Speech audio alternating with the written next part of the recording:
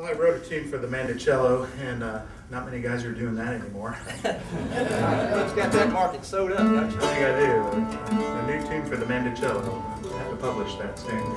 And Tim's going to feature his beautiful H-4 Mandola. Basically what you had as far as the mandolins went, you had the mandolin itself, you had the mandola, which was strung like a viola. It starts on a C. It's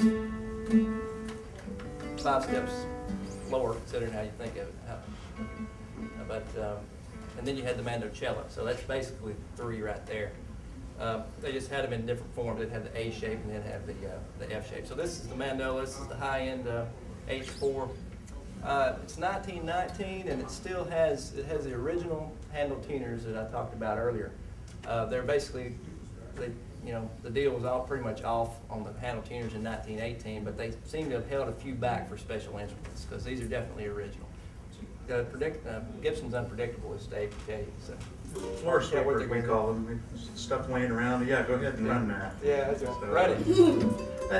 It's something that we may have not have mentioned that if you're not making the connection, the mandolin orchestras. Let me give you a quick history on mandolin orchestras.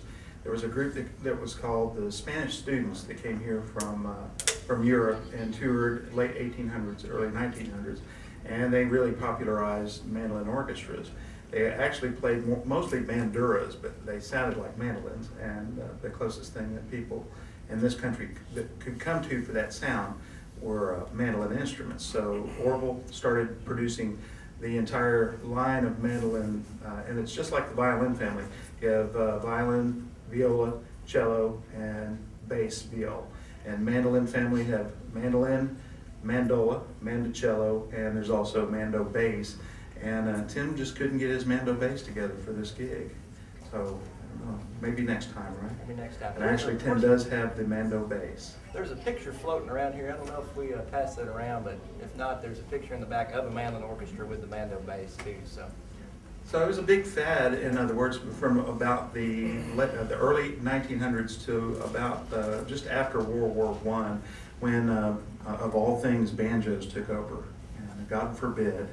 But it was they popularized the banjo because of jazz orchestras were using banjo as a rhythm instrument. It was much louder, and the banjo had to compete with the horn section. So, and there were actually banjo orchestras that had the same voicings as mandolin orchestras, and they actually did play classical pieces on both mandolin and banjo orchestra pieces. So, anyway, this is a tune that I wrote called the Late Waltz.